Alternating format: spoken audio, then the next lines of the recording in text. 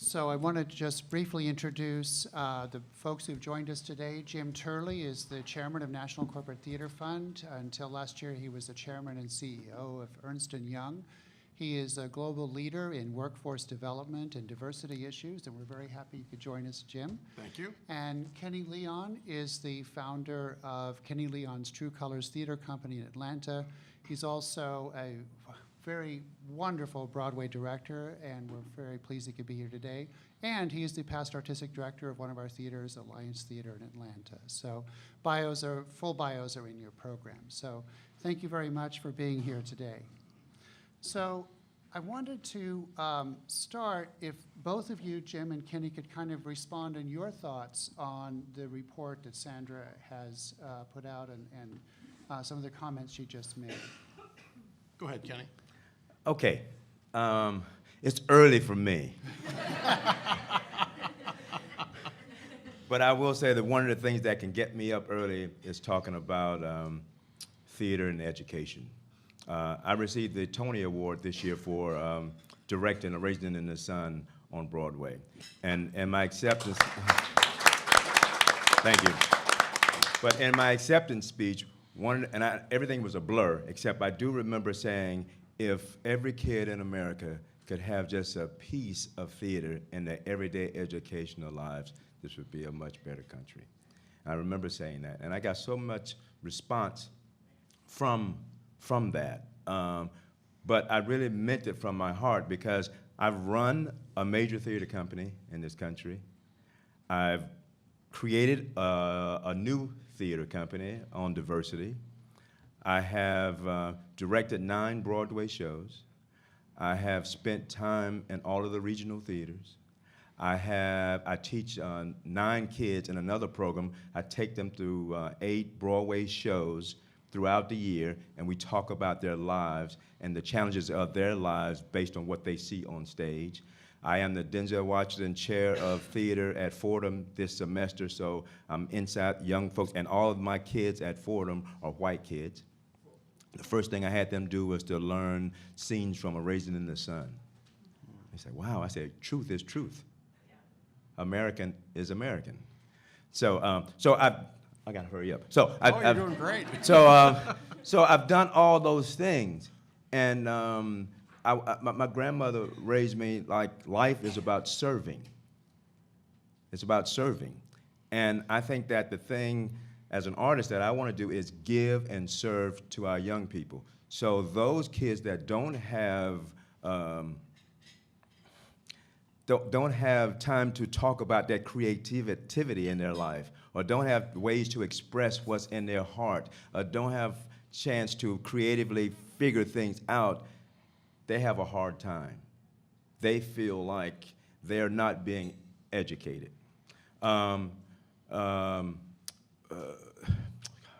I did Jim and Ocean on Broadway. August Wilson wrote the play. And right before we opened, he said, he set out to write 10 plays, and this was the 9th play. He said, I want you to work on the 10th play. And I said, wow, a 2-time Pulitzer winner who left school, but he went to the library every day, educated himself. And he said, I want you to do the 10th play, which was radio golf. Well, in between, he found out that he had inoperable liver cancer. And he didn't want anyone to know about this. His friend Lloyd Richards had died, not Lloyd, Ben Mordecai had died earlier, and he just didn't want to go through all this stuff. And so I didn't accept the fact that he was going to die. But we were rehearsing the play at the Mark Taper Forum in LA, and on Mondays, I would go to August's home in Seattle. The off day was Monday. So I was in rehearsal, rehearsing the play, trying not to say anything to the cast about what was going on with him, and then going out Mondays, sitting, talking with him about the 10th play and trying to finish that and get notes for that. It was one of the most extraordinary times of my life. When August, I'll finish. When August, when he passed away, America lost just a great artist and a great educator. And selfishly, I said, man, how are we going to keep August alive? And I started thinking about the Shakespeare festivals and all those things. And me and Todd Kreitler, who is August's dramaturg, we said, man, it was too painful. August's death was too painful. So we said the only way to keep him alive is we got to get those 10 plays, because we're finishing the last one now, get those 10 plays in the hands of our young people. They will keep it alive. I didn't know how to do that. So, but I had a theater company. My day job, I was True Colors Theater Company, artistic director, and we went into one school.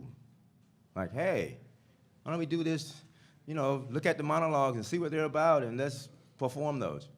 And one school. Then the next year, it was 3 schools. Then a time later, now we're in like 3 cities. So we were in Atlanta, and Pittsburgh, and New York, because I knew artists and educators in those cities.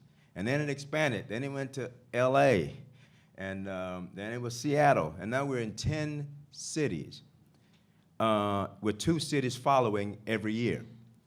And what these young people find in these monologues, they find themselves, because they have the garbage man, the banker, the barber, talking and spreading wisdom on their lives. They can relate to these characters. And one thing I said when we started is, I said, I don't care who gets the credit. And I wanted to be about getting the books into getting August Wilson into the schools. And that's what's happened. So now we're all over the country, all these cities, and we have the nationals here in New York. I'm the MC, but we have the nationals, and they come here. Many of them have never been on an airplane before. Many of them have never been to New York before.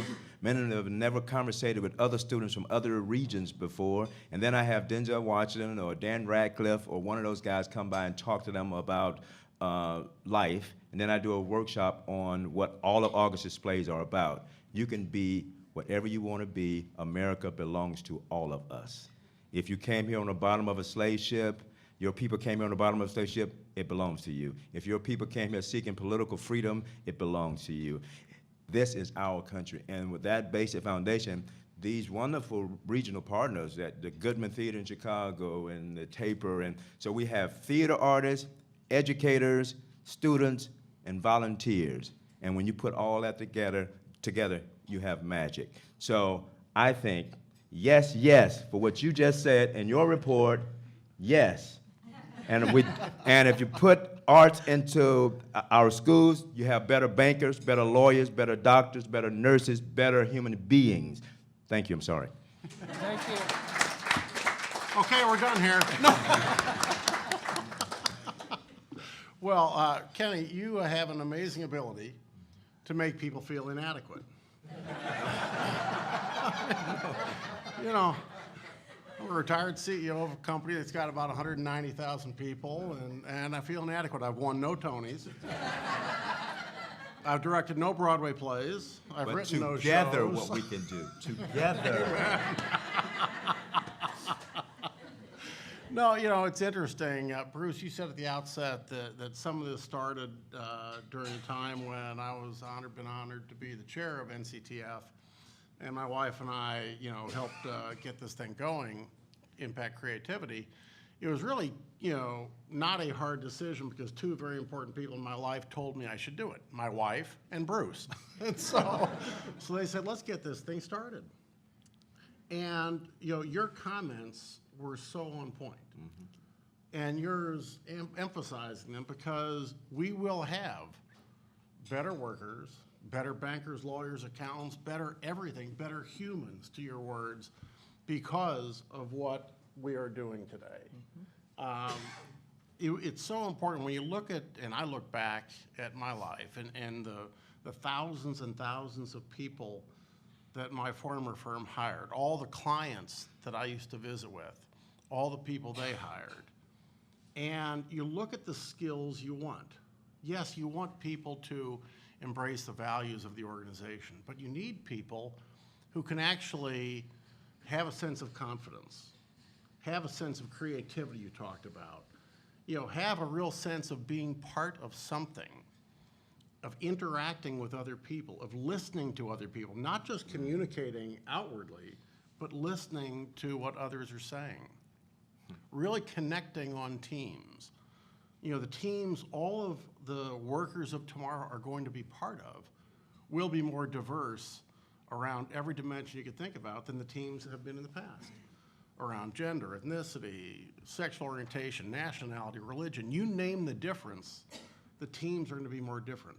Scary truth is, really diverse teams tend not to perform in the middle of the pack. They're either off the charts great or they are horrible. And it comes down to the culture that's built within the team. And what theater does, what arts education does, really helps these people work, helps these teams work in the future. So while I haven't done any of the things you have done, I'm humbled to have been at this from the start. Back in St. Louis, where I live now, my wife and I have underwritten the Turley Performing Arts Academy at a local professional theater called Stage of St. Louis. So we do our part, but I encourage all people, corporate people, philanthropies, foundations, you name it, to support this because it is so vital. I think about it in two ways. On a long-term basis, this is a very offensive play to actually increase the numbers of great citizens in our country, increase the numbers of great workers for companies on an offensive level. I also think about it on a long-term defensive level. We have to have fewer Ferguson, Missouris. I live in St. Louis, where things are exploding. I think having young people that are engaged, able to bring their whole selves to whatever they do, will help reduce that kind of tension over the long term. So it's fabulous on all dimensions, and I thank you all for being here. Thank you. One of the observations that I've made started actually, Sandra, at your forum in Chattanooga a couple years ago. One of the speakers said, until corporations get involved in arts education, it's going to be hard for arts education to kind of regain the agenda. And I was just in Stanford last week on a conference on business learning and the pipeline of employee development. And it seems that companies are advocating in a whole number of ways, but being failed by our public school system in the quality of employees they're getting. And one of the points of many of the speakers there from the learning industries, FSG, a major consulting firm, was that given particularly the lack of public growth and investment in education, that it's time for companies to step in to advocate for that, not only on a resource level, which is challenging, but the advocacy skills of companies need to be applied to this opportunity gap in order for our schools to present the kind of employees that can actually fulfill their positions, to become the human beings we want to work with. I wondered if any of the panelists might have some thoughts about that, the role of corporations in particular on addressing the opportunity gap. You can start. Yes, but I'm on a panel with the experts here, so I don't have much to add to that other than to say it really takes a cross-sector of entities to make this work. We need to engage parents more. We need to engage other parts of the community. We need to engage the public in this. But business and industry has a particularly important role to play that's been identified here. In surveys of corporate leaders, we find again and again that the concerns that many of them have is not around the mastery of the content. It's around things like problem solving, critical thinking, lifelong learning. Those are skills and competencies that the arts teach as well as other subjects teach. But to elevate the importance of that, when we think about what creativity really is, what that means, there are numbers of definitions of that, but most researchers agree that in order to develop creativity, you do need content knowledge in multiple areas, including the arts. But it's that ability to synthesize information across those areas and to come up with new and innovative ideas. It's really the development of the imaginative capacity. And that's what the arts teach better than almost anything else. So I really look at business and industry as some of our greatest allies right now in making the case for a complete and competitive education that includes the arts. Well, look, I would clearly agree with that. I think the other thing the arts teach is that you're not in this alone. You're all part of a team. You know, whether it's, you know, your fellow actors on the stage, whether it's the people behind the stage, whether it's your directors, whether it's the lighting crew, you're all part of a team filling different roles and filling different roles at different times.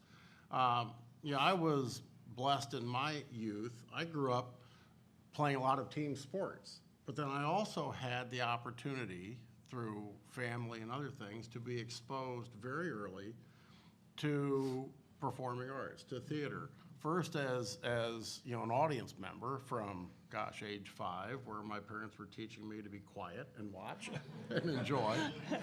But then, you know, all the way through life, and then on in high school and college, actually, sad to say, I actually performed at a few things. And so it is, it all makes the individual. Your point about creativity is so right, but I think it's also partly important to recognize that no individual by themselves needs to be the creative spark in a company. Mm-hmm. The creativity mostly comes when you bring men and women with rich differences together, and when the team comes together effectively, that's when creativity flourishes. And so I think that, that what theater does, you know, just compels all of that to happen. So to your question, Bruce, I think companies have a responsibility to help make this happen in schools, because, you know, all companies realize they've got major responsibilities. That, and when the business and corporate leaders understood that, when all three of those things happen, great things happen in that community. Whether that was in Chicago with the mayor who got it one time, but when you have like a good artistic leader and a good head of the museum, but you don't have a good political thing, and it doesn't work. But when you get everybody there, it's like doing a great Broadway play. We don't have to like each other at all, but opening night is going to happen. So we can teach politicians a lot, because, you know, we're not going to sit there and not do business. We're going to like, look, we have opening night, people are getting dressed, they got babysitters, they're going to be here. We got a budget, the budget is this, and we have to spend this, and we can't spend over that. We have to, so everyone has a song, everyone has a purpose. I can't do great theater if there's no corporate or business support. You know, I don't even understand numbers. That's why I don't understand numbers. That's why I know. That's what I'm saying. So I was a political science major because it didn't have numbers, and I was a theater minor. Yep. But we need each other. We need all of us. And when we get together and do it together, then we can create greatness. That's where greatness lives. Absolutely. Sorry.